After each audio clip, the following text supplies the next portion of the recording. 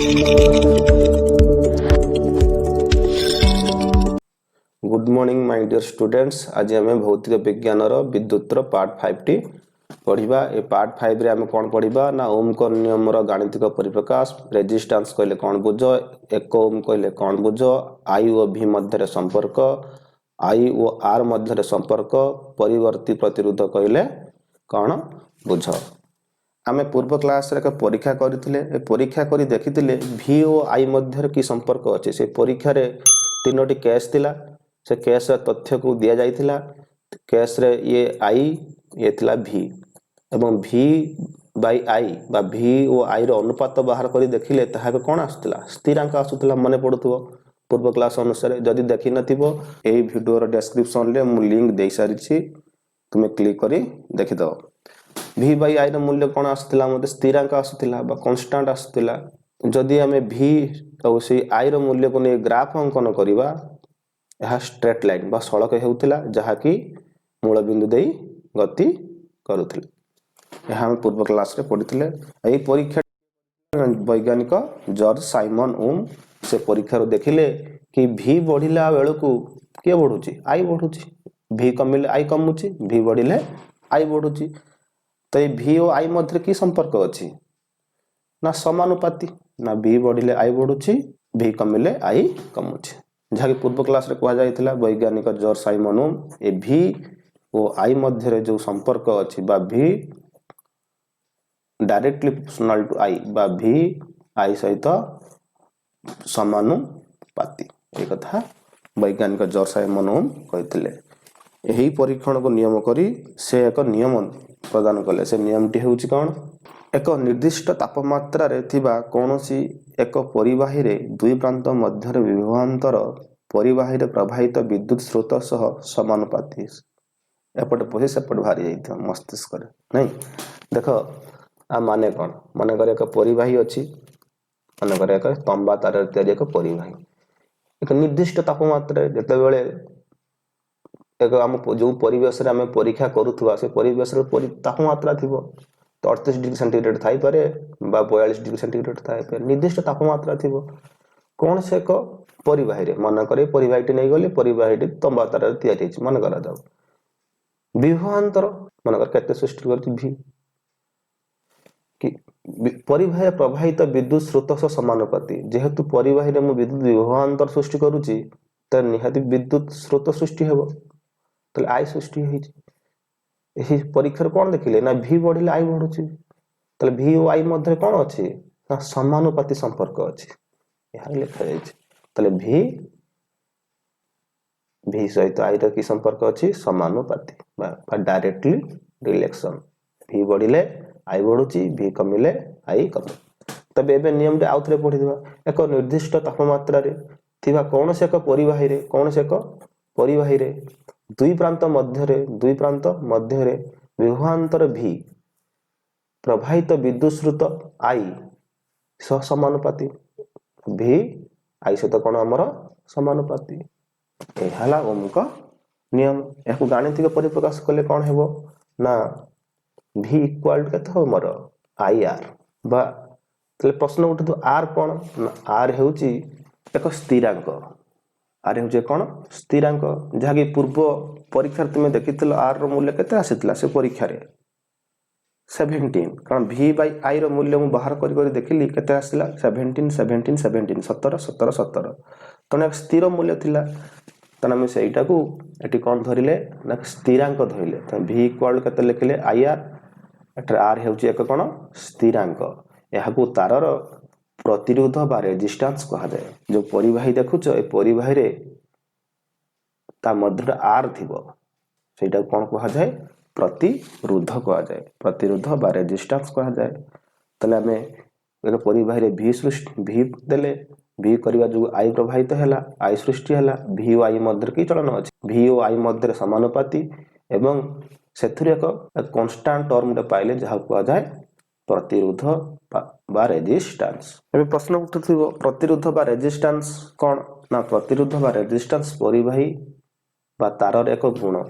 यह एक गुण मन कर तंबा तार तैयारी एक परिवाही, एक लोह तैयारी परिवाही। तुम देखिबो तंबा तार रे जो परिवाहीटी तैयारी होई सेथिरे बल्ब भल जळुथबो लोह तार रे बल्ब भल जळिबो नाही कारण तंबा तार रे प्रतिरोध टिके कम लोह तार रे प्रतिरोध टिके अधिक तेणु प्रतिरोध परिवाहीर एक गुण ए पढ़िबा प्रतिरोधर मूल्य परिवाहीर केउ फैक्टर ऊपर निर्भर करुछि बा केउ कारक ऊपर निर्भर करुछि मानकर एक परिवाही से कहूछि प्रतिरोधर मूल्य परिवार दैर्घ्य ऊपर निर्भर करे मानकर एक तंबा तार बा परिवाही आउ गोटे तार बा परिवाही होछि छोटटे अछि तेबे प्रतिरोध एठी अधिका हेबो एठी कम हेबो काहेकि हेबो ए कथा मु पर क्लास रे पढेबी तेणु ए प्रतिरोधर मूल्य दैर्घ्य ऊपर निर्भर करुछि सेहीपरि प्रकृति ऊपर निर्भर करुछि प्रकृति माने कोन मानकर गोटे परिवाही तंबा तार रे तयारी आ गोटे परिवाही लोह तेरे परिवाही तुमको जस्ट एबे कहली तंबा तार रे तयारी परिवाहीर प्रतिरोध टिके कम किंतु लोह तार रे तयारी परिवाहीर प्रतिरोध अधिक एई प्रतिरोधर मूल्य परिवाहीर प्रकृति पर निर्भर करुछि से परिवाहीटी केउ पदार्थरु तयारी नेक्स्ट पढ़िबा प्रस्थच्छेदर क्षेत्रफल पर निर्भर करुछि मानकर एक परिवाही अछि एक तंबा तार परिवाही ए परिवाही को हम टिके मैग्निफाई करी देखिले ये हउछि परिवाहीर प्रस्थच्छेद से तंबा तार रे तयारी आउ एक परिवाही नेबे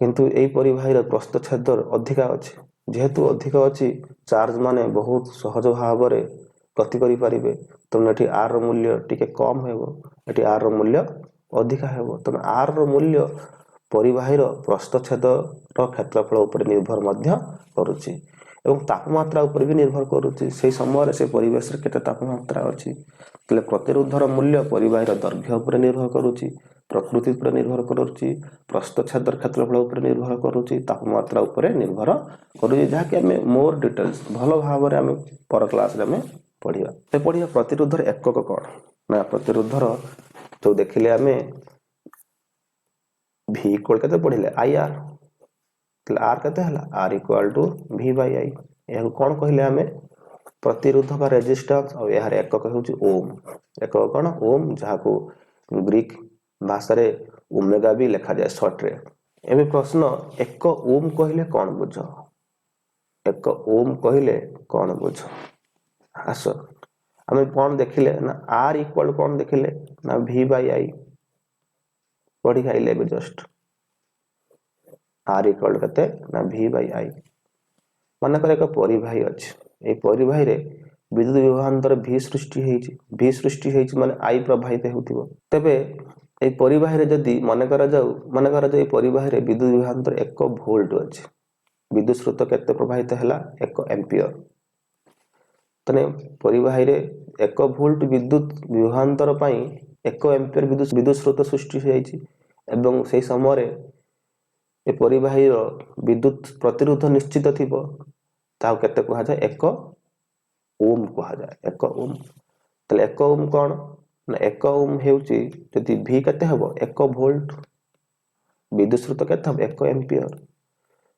एको कहा जाय 1 ओम सेही कथाटी एठी लेखा जाय जदी कोनोसी परिवाही रो दुई प्रांत मध्य रे थिया विद्युत विभवांतर 1 वोल्ट हुए केते हुए 1 वोल्ट हुए सेथे 1 एम्पियर विद्युत स्रोत प्रवाहित हेउथाय केते प्रवाहित हेउची 1 एम्पियर तबे परिवाहीर प्रतिरोध r केते हबो 1 ओम ठीक 1 ओम हबो याकू 1 ओम कहा जाय प्रश्न पड़ी पारे 1 ओम कहले कोन बुझ ना कोन लिखिबो जदी कोनोसी परिवाही रे दुई प्रांत मध्य रे थिया विद्युत विभवांतर केते हबो 1 वोल्ट हुए सेथिरे 1 एम्पियर विद्युत स्रोत प्रवाहित हेउथाय तबे परिवाहीर प्रतिरोध को 1 ओम कहा जाय एबे पढिबा i और v मध्य रे संपर्क कोन अछि तो कोन देखिले पढिले एबे ना v directly proportional to i आ कोन पढिले ना v इक्वल केते पढिले ir हम i और v मध्य संपर्क देखिबा तले ओलोटाई लिखले केते हो ir इक्वल टू v तले i केते हेबो i हेबो v बाय r তাহলে I equal to V by R, I V সହିତ কি সম্পর্ক ଅଛି সমানুপাতি, তার মানে I বଢিলে ভি বଢিব, I কমিলে ভি কমিব, বা ওଲଟା ভি ବଢିଲେ I ବଢିବ, ভি କମିଲେ I କମିବ। ଯଦି ମୁଁ ଏକ ପରିବାହୀରେ ବିଦ୍ୟୁତ ବିଭବାନ୍ତର କଣ କରିଦେବି, 2 ଗୁଣ କରିଦେବି, କେତେ ଗୁଣ କରିଦେବି 2 ଗୁଣ, ଦେଖିବ ବିଦ୍ୟୁତ ସ୍ରୋତ ବି 2 ଗୁଣ ହେଇଯିବ, କାରଣ ସମାନୁପାତି ଅଛନ୍ତି। ଯଦି ମୁଁ ବିଦ୍ୟୁତ ବିଭବାନ୍ତରକୁ ଅଧା କରିଦେବି, ଦେଖିବ ବିଦ୍ୟୁତ ସ୍ରୋତ ମଧ୍ୟ କଣ ହେଇଯିବ, ଅଧା ହେଇଯିବ। ଆସ ପିଲାମାନେ ଏବେ I ଓ R ମଧ୍ୟରେ ସମ୍ପର୍କ ଆମେ ବୁଝିବା। ଆମେ ଦେଖିଲେ V ଇକ୍ୱାଲ ଟୁ କେତେ IR, ତାହେଲେ I କେତେ ହେବ I equal to V Bai R। ଏବେ ଦେଖିବା I ଓ R ମଧ୍ୟରେ ସମ୍ପର୍କ। ଦେଖ ଏଇ ଗାଣିତିକ ଫର୍ମୁଲାରେ କଣ ଦେଖିଲେ, I ଉପରେ ଅଛି R ତଳେ ଅଛି, ତାହେଲେ I ଓ R କି ସମ୍ପର୍କ ଅଛି, ପ୍ରତିଲୋମାନୁପାତି ବା ଇନଭର୍ସଲି ପ୍ରପୋର୍ସନାଲ। I ବଢିଲେ R କମିବ, I କମିଲେ R ବଢିବ, বা ଓଲଟା ବୁଝିଲେ R ବଢିଲେ I କମିବ, R କମିଲେ I ବଢିବ। ସେଇ କଥାଟାକୁ ଭଲ ଭାବରେ ପ୍ରୋବ୍ଲେମ ମାଧ୍ୟମରେ ଏବେ ବୁଝିବା। ପ୍ରଶ୍ନ କହୁଛି, ଏ ପ୍ରଶ୍ନ ବି ବୋର୍ଡ ପରୀକ୍ଷାରେ ଆସୁଛି। ପ୍ରଶ୍ନ କହୁଛି ଏକ ପରିବାହୀରେ ବିଭବାନ୍ତରକୁ ସ୍ଥିର ରଖି ପ୍ରତିରୋଧକୁ 2 ଗୁଣ କଲେ ବିଦ୍ୟୁତ ପ୍ରବାହର କଣ ପରିବର୍ତ୍ତନ ହୁଏ। ମନେକର ଏକ ପରିବାହୀ ଥିଲା, ପରିବାହୀରେ ମନେକର ବିଦ୍ୟୁତ ବିଭବାନ୍ତର V1 ଥିଲା, V1 ଅଛି ମାନେ ବିଦ୍ୟୁତ ସ୍ରୋତ I1 ଥିବ, ଆଉ ପ୍ରତିରୋଧ ମନେକର R1 ଥିଲା। ତାହେଲେ ଫର୍ମୁଲା କଣ ହେବ ଆମର ଶିଖିଛେ, I1 equal to V1 by R1। ତାହେଲେ I1 ଟା କେତେ ହେବ ଆମର V1 ବାଇ R1, ଯାହା ପଢିକି ଏବେ ଆସିଲେ। ସେମ୍ ପରିବାହୀ ବିଭବାନ୍ତରକୁ ସ୍ଥିର ରଖିବା ମାନେ ବିଭବାନ୍ତରଟି ପରିବର୍ତ୍ତନ ହେବ ନାହିଁ, ମାନେ ଏଠୁ V2 ସ୍ଥିର ରହିବ, ମାନେ V2 ଇକ୍ୱାଲ ଟୁ V1, ସ୍ଥିର ରହିଲା, ଆଗରୁ V1 ଥିଲା ଏବେ ବି V1 ହେଲା। ପ୍ରତିରୋଧକୁ 2 ଗୁଣ କରିଦେବା, ତାହେଲେ ଏଠାରେ ଯୋଉ R2 ଟା କେତେ ହେବ ନା 2 ଗୁଣା ହେଇଯିବ, ପୂର୍ବ କେଶ ଅନୁସାରେ ପୂର୍ବରେ R1 ଥିଲା, ଏବେ କେତେ ହେବ 2R1 ହେବ। ତେବେ ବିଦ୍ୟୁତ ପ୍ରବାହର କଣ ପରିବର୍ତ୍ତନ ହେବ, ତାହେଲେ କଣ ନିର୍ଣ୍ଣୟ କରିବା, I2 ନିର୍ଣ୍ଣୟ କରିବା। ପ୍ରଥମେ I2 ର ଫର୍ମୁଲା ଲେଖିବା ଆଗର। I2 ଇକ୍ୱାଲ କଣ ଜାଣିଛେ ଆମେ, I2 ଇକ୍ୱାଲ ଜାଣିଛେ V2 ବାଇ R2। ଏବେ V2 ର ମୂଲ୍ୟ ପ୍ରୟୋଗ କରିବା, V2 ର ମୂଲ୍ୟ କେତେ V1, R2 ର ମୂଲ୍ୟ କେତେ 2R1, ବା ୟାକୁ ଆଉ କଣ ଲେଖିପାରିବା ହାଫ V1 ବାଇ R1। এটা କେତେ ହେବ ହାଫ V1 ବାଇ R1, ଯାହାକି ପୂର୍ବରୁ ପାଇছে କେତେ ସେ I1, ତ I1 ହେବ। ତେଣୁ କଣ ପାଇଲେ I2 equal to half I1। ଆସ ବୁଝିବା ଷ୍ଟେଟମେଣ୍ଟଟା। ବିଭବାନ୍ତରକୁ ସ୍ଥିର ରଖି ପ୍ରତିରୋଧକୁ ମୁଁ କଣ କଲି 2 ଗୁଣ କରିଦେଲି, କହିଲେ ବିଦ୍ୟୁତ ପ୍ରବାହର କଣ ପରିବର୍ତ୍ତନ ହେବ। ଯୋଉ ସେକେଣ୍ଡ କ୍ଷେତ୍ରରେ ଯୋଉ I2 ତିଆରି ହେଲା, ବିଦ୍ୟୁତ ସ୍ରୋତ ସୃଷ୍ଟି ହେଲା, କଣ ହେଲା ପ୍ରଥମ କ୍ଷେତ୍ରର ଅଧା ହେଇଗଲା। ତାହେଲେ କଣ ଶିଖିଲେ, ଯଦି ଏକ ପରିବାହୀରେ ବିଭବାନ୍ତରକୁ କଣ କରିବା ସ୍ଥିର ରଖି ପ୍ରତିରୋଧକୁ 2 ଗୁଣ କଲା ବେଳକୁ ବିଦ୍ୟୁତ ସ୍ରୋତ କଣ ହେଇଯାଉଛି ଅଧା ହେଇଯାଉଛି, ଯାହାକୁ ଆମେ ମ୍ୟାଥମେଟିକାଲି ବୁଝିଲେ। ଆଉ ଗୋଟେ ପ୍ରୋବ୍ଲେମ ବୁଝିବା, ସେ କହୁଛି ବିଭବାନ୍ତରକୁ ସ୍ଥିର ରଖି ପ୍ରତିରୋଧକୁ ଅଧା କଲେ ଓଲଟା ବିଦ୍ୟୁତ ପ୍ରବାହର କଣ ପରିବର୍ତ୍ତନ ହେବ। ମନେକର ଏକ ପରିବାହୀ ଥିଲା, ବିଦ୍ୟୁତ ବିଭବାନ୍ତରକୁ ସ୍ଥିର ରଖିବା V1 ଥିଲା, ଆଉ କଣ ଥିବ ଏଠି I1 ଥିବ, ଆଉ କଣ ଥିବ R1 ଥିବ। ତାହେଲେ ଫର୍ମୁଲା କଣ ହେବ I1 ଇକ୍ୱାଲ ଟୁ, ତାହେଲେ ଫର୍ମୁଲା କଣ ହେବ I1 equal to V1 by R1। Same ପରିବାହୀ, ଏଠି V2 ଥିବ, I2 ଥିବ, ଆଉ କଣ ଥିବ R2। ପ୍ରତି ବିଭବାନ୍ତରକୁ ସ୍ଥିର ରଖିବା, ତାହେଲେ V2 ଯାହା କେତେ V1, କିଛି ପରିବର୍ତ୍ତନ ହେବ ନାହିଁ। ପ୍ରତିରୋଧକୁ କଣ କରିଦବା ଅଧା କରିଦବା, ଅଧା। ତାହେଲେ R2 କଣ ହବ, ଆଗରୁ କେତେ ଥିଲା R1 ଥିଲା, ଏବେ ଅଧା ହେଇଯିବ ନା ହାଫ R1 ହବ। ଏ R2 ଟା କଣ ହେଲା ଅଧା ହେଇଗଲା।